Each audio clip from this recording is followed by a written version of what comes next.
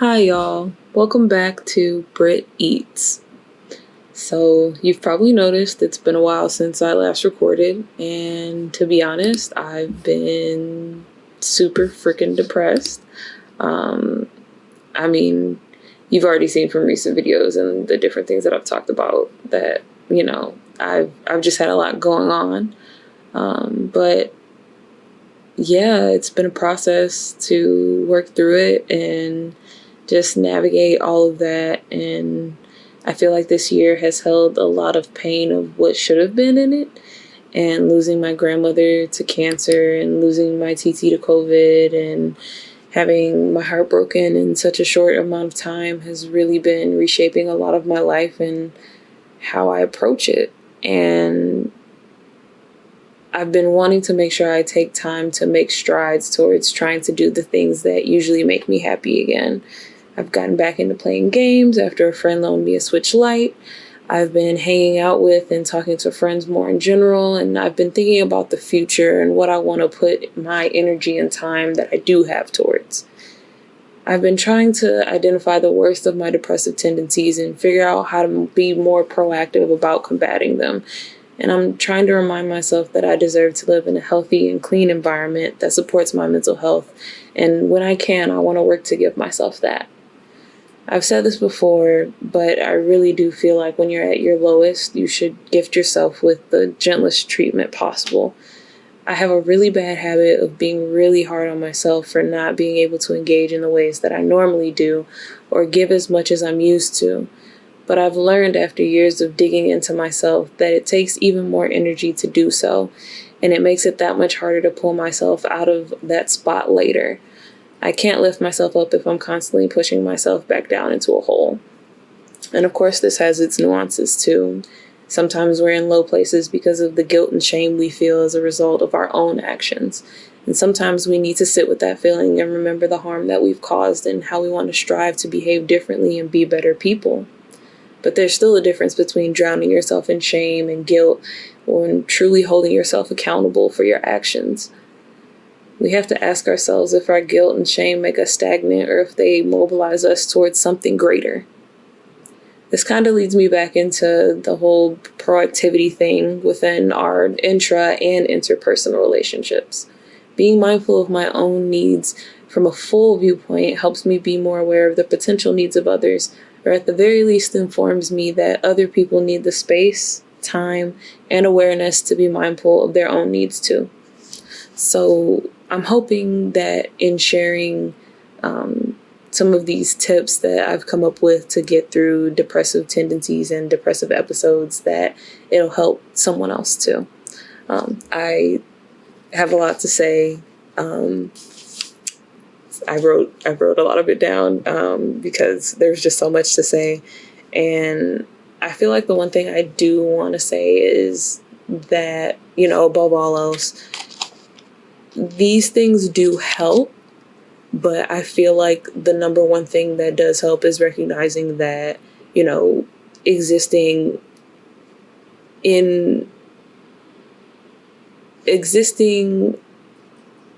as someone with multiple marginalized identities, depression is inherently going to be linked to my oppression that I face. And I feel like a huge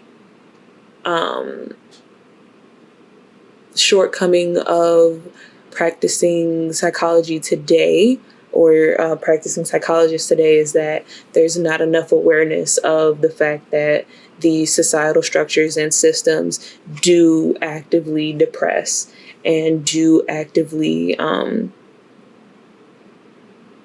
lead to a lot worse off conditions for a lot of different people. So I just hope that everyone can stay mindful that, even if you follow all of these tips and even if you do all of these things, it's always going to be a process and it's always going to be a struggle, but it is going to be easier when you do acknowledge that those things do have a hand in why you're experiencing the things that you're experiencing and why you're feeling the things that you do. Yeah. But I also want to eat before the food gets cold. So I will also get into that. I made some pork St. Louis style ribs. This was like a cabbage stew. Cabbage, carrots, tomatoes, and onion. We kind of went through the broth a little fast, so it's more so just the veggies here. And then some honey soaked cornbread that my partner made to go with it. So freaking good. Yeah, let's dig in. Obviously, something I always recommend. It's actually on my list of like depressive tips, and I don't want to jump around too much, but I definitely recommend always marinating your meat. Oh, it's so good. I recommend always marinating your meat whenever you can, as much as you can. I mean, obviously, it just helps so much with flavor and just a general juiciness. And the reason that it's on my list of depressive tips for marinating your meat, or honestly your veggies, whatever have you, your meat replacements, when you get too tired or too low spooned or too depressed or too whatever to actually follow through on cooking, it doesn't hurt at all. It actually helps because you spend, or the meat spends, even more time soaking up all that flavor, and it's just, you're actually a lot more thankful later on. So good. So there. But going back into those depressive tips and whatnot, I really do, I've really come to realize, sorry, this is really good. I've really come to realize that anything is so much harder when you're depressed. So you should really take time to break things down into as small of pieces as you can. Just as little of a task as you can make it. Is your entire room a mess? Maybe just start with the nightstand. Maybe just start with making your bed. Maybe just start with picking up, the dirty clothes off the floor. Like, make it as small as you possibly can, because not only will you feel accomplished after you complete that small task, but it will help you kind of lead in towards doing that next one. And once again, celebrate that little accomplishment, celebrate every little thing you do, because first of all, you need that boost. Why shouldn't you get it? Second, once again, it's already hard enough to do anything. So, be happy that you were able to do something. And don't follow my footsteps of being even harsher on yourself. Just let it be a journey, let it be a moment, and feel good about it.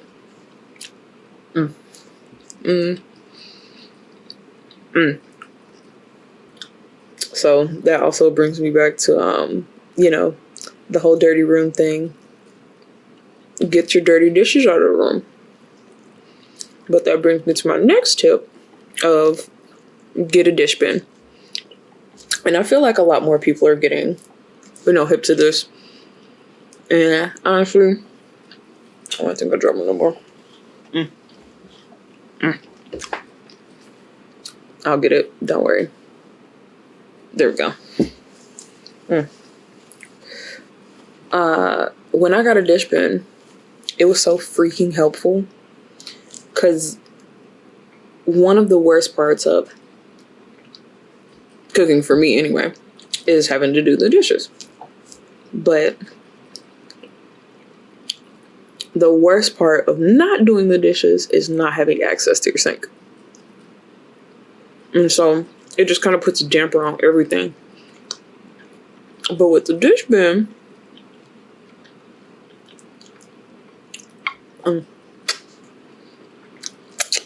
just pop those dishes in the dish bin, move the dish bin, you get your sink back. Now, this also does come with its caveats. You know, because obviously you cannot wash dishes for long enough that then your dish bin's full. But it still kind of helps, because then you still have to be mindful of, okay, you know, we're at the point where the sink would have been full because the dish bin's full. Maybe I should at least tackle a couple of these dishes. And, you know, maybe consider, if you kind of like hoard dishes or like hoard a specific type of dish. I'm talking to you mug collectors. I'm talking to you cute bowl collectors. Maybe just let some go. Or even, you know, you don't even gotta let it go. Just put it away for storage. You know, making an occasional thing. If you want to spice things up, pull them out, change them out. But maybe reduce the amount of dishes you have that build up. Because that's also something I'm trying to work on. What else? Oh my gosh. This one, it has been super crucial for me because obviously with me also not filming, I haven't, well, not with me also not filming, because it's not to say whenever I don't film, I don't eat good, but I admittedly haven't been eating very well. But what I have been doing to try to combat that is to get snacks and quick, easy things that I know, even when I'm feeling low, I'll be able to put together and it'll make me happy and be filling, and not like, you know, just Hot Pockets over and over again. The one like freezer snack that I do get often, or I'll actually say the two, soft pretzels. I love soft pretzels. I love soft pretzels so much. I wish Auntie Anne's made a frozen soft pretzel because they are just like top tier soft pretzel for me. But I get the brand that comes in the black box. You know what I'm talking about.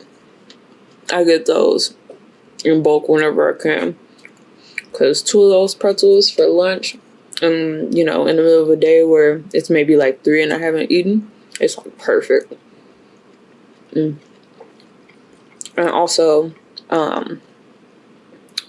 you can get whatever chicken strips you want. I get the Purdue chicken strips because the crispy version, the like specifically crispy chicken strips, because I just think they're perfect. You know me, I'm all about the crunch. If you don't know me, I'm all about the crunch. And it's just perfect for when I make my snack wraps.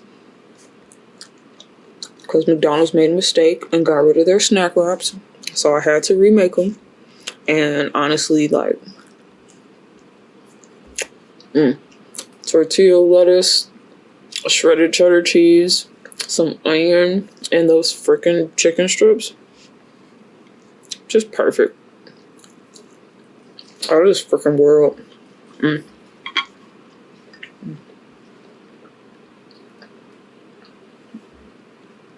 drinking ginger ale today.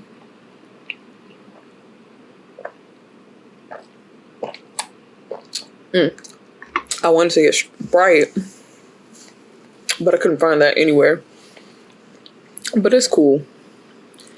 Because ginger ale is actually probably better for me right now. But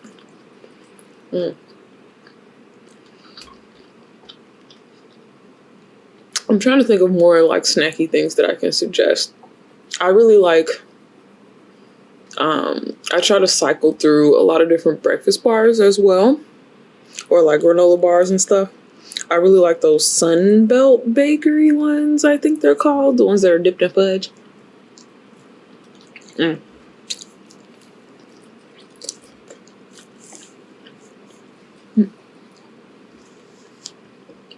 They're really freaking good.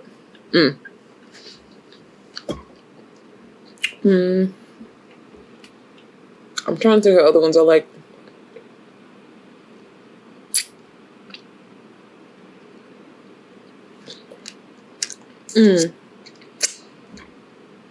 I know there's some. Nature Valley has some good ones, and I feel like they have a pretty good variety too. I try to keep those on deck. I feel like most people know about those, but honestly, if you're really trying to figure it out, like, that's definitely one tip I can give you. Just keep the granola bars on deck, keep the breakfast bars on deck. Graham crackers. I love graham crackers, honestly. I feel like a little old lady sometimes because I really will just sit there and eat graham crackers. Mandarins. If you're not super into citrus, I'm sorry. I usually will be recommending a lot of citrusy things because I love citrus. But I can also just bash mandarins, like just a handful of them in like no time. Pizza bagels, deconstructed meals I feel like are really slept on. I feel like a lot of adults and like college students specifically sometimes feel like we can't do Lunchables, but really, I mean, everybody loves charcuterie boards, and those are just adult Lunchables. So have a deconstructed meal, you know. If you don't have the energy to make a full sandwich, just eat some bread or crackers and meat and cheese and some veggies on the side.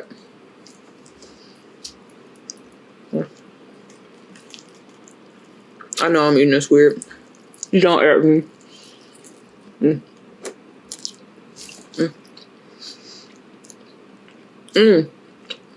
Canned pineapple. Canned fruit in general, but try to make sure you keep your fruit intake and your veggie intake up as much as you can, especially when you're in a depressive spot. Because I've definitely noticed, like, you know, your mood is always going to be affected when you don't eat and when you don't have enough water. And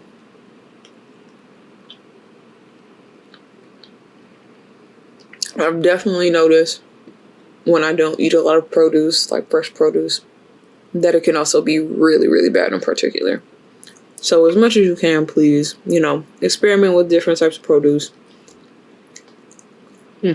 Experiment with different types of making it. Especially if it's something you haven't had in like a really long time. Just try to give your body like fresh things. A protein I love to keep around. Salmon. Really any fish, but you know I love salmon. And if you don't know, you do. What I love to do with salmon is wrap it in a banana leaf and bake it. But my partner's mom also got me hip to broiling. And so instead of wrapping it, you can still just lay it on top of the banana leaf. And it'll still give you, you know, similar effect. But broiling your salmon is just so quick. A really good way to make a quick, easy meal. Especially if you know. I don't make instant rice. But if you're down for instant rice, some instant rice and like some stir-fried veggies real quick with that, super easy meal. Or if you want to do like the salmon and some buttered noodles, some herb buttered noodles, super easy, super quick. I just want to throw out suggestions out there because I know it gets hard, y'all. I know it gets really freaking hard, especially in the wintertime. And having to feed yourself 2 to 3 times a day, every day, like having to come up with ideas every time, like it's a lot. So I just want to throw some out there in the hopes that it'll help with figuring out your next meal. Especially quick and easy. Going back to veggies. I think I've actually mentioned this before. No, I know I've definitely mentioned this before. Roast your veggies. I feel like I've mentioned this so much because I feel like I didn't do it enough until like maybe a couple years ago. Roast your veggies. I feel like it goes a lot quicker, a lot less painless, and it's a lot more tasty as a method of preparing vegetables compared to a lot of other methods. I feel like it's right up there with grilling them. But yeah. Oh my god, yeah, shrimp. Like already cooked shrimp. Get that every time. Have a freaking shrimp lettuce wrap with some rice or a bowl, or honestly whatever you want. Some shrimp tacos, some shrimp jerk tacos. Jerk shrimp? Yeah. You know what I'm saying. Yeah. I feel like that's mostly it. I mean, cereal, obviously. I love cereal. I will destroy cereal.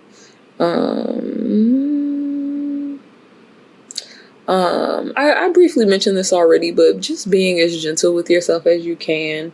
Literally as gentle with yourself as you possibly can. I know we all, have seen those different posts and memes and stuff talking about how, you wouldn't be as hard on a friend going through something similar as what you're going through. So why are you being this hard on yourself? Why do you deserve to go through that much more anguish and just suffering, because you're you? I think we have to give ourselves the space to make a mistake or do something wrong, and yes, like learn from it, and yes, like acknowledge that we made that mistake, but we have to, like I said earlier, like not let ourselves be just paralyzed by our own guilt and shame.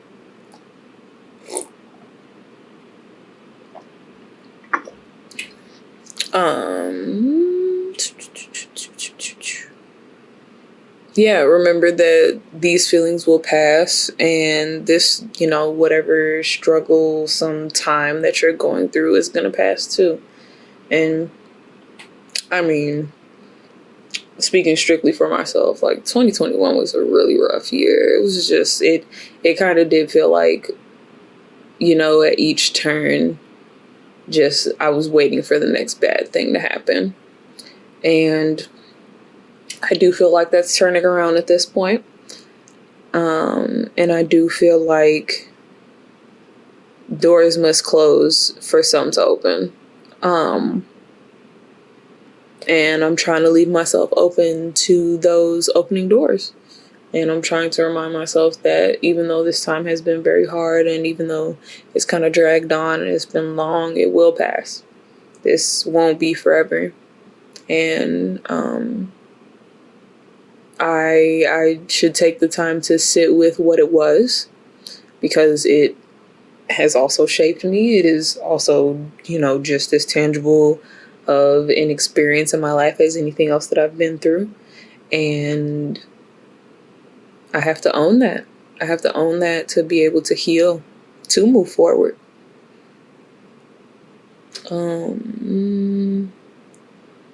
Yeah, embrace yourself with kindness whenever possible, and ask yourself if you really deserve to be treated so terribly by yourself or by anyone else, because chances are, you wouldn't take that treatment from someone else, so why should you take it from you? Like, work on being your own best friend.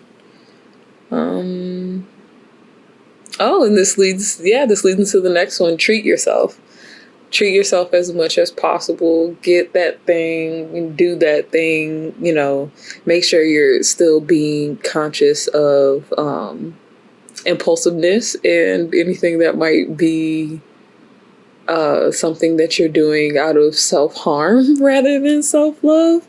But I really do feel like you should just really work to give yourself the best of things when you're just so depressed.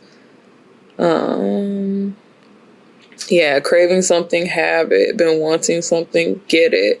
Use your PTO. And I feel like that's not even treating yourself like that's a necessity. Use your PTO if you have it. Have a day off, relax, do your favorite things, and just really take time to rest. Take time to rest.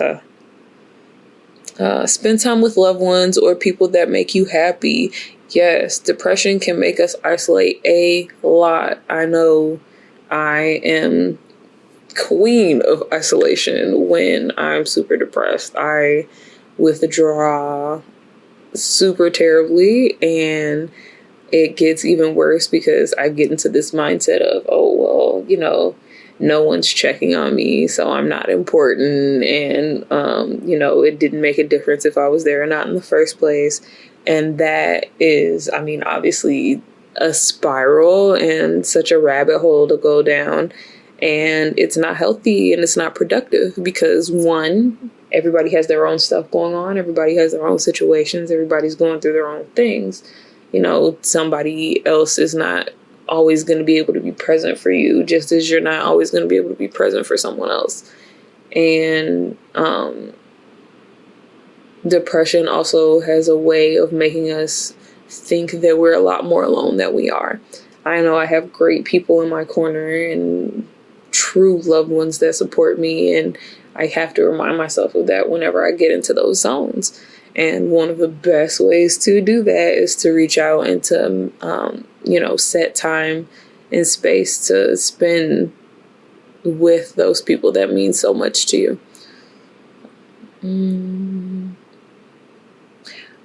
Take time to ground, take time for meditation, take time for introspection, take time to think about why you are in the position that you're in. Take time to let yourself feel the feelings that you're feeling. I know one of my worst tendencies within depression is to constantly try to run away from it because I feel like, if I just make myself feel something else, then I won't feel this way anymore. And if anything, that's just assuring that it's going to come back stronger later because it's not ever going to go away. It's always going to be a cyclical experience in my life, and that's okay. It's okay to not be okay. And I think we know that, but I think knowing and practicing are two very different things. And I'm in that practice right now. I'm learning how to be better at the practice. Oh, yes. And last but not least, of course, if you feel like these things just persist for too long and you don't feel any relief for, extended periods of time, please contact a mental health professional. I can give advice all day long. I can use as much of my background and my studies that I can, but I'm not a mental health professional. And I just want people to know that there are people out there that can help you. And sometimes it's really hard to find that help and it's really hard to find the proper person, but that doesn't mean there's something wrong with you. Going back to, our societal structures and systems, they're not really set up in a way currently that makes it easy for people to find this help. Be it just getting in the door of a facility that offers mental health treatment or, being able to afford it in general for a plethora of reasons. It's hard. And so I am going to be linking some resources that I am aware of that are either sliding scale cost or free. some of the links might be free for particular marginalized communities, but hopefully what is there will be able to help, those of you that need it the most.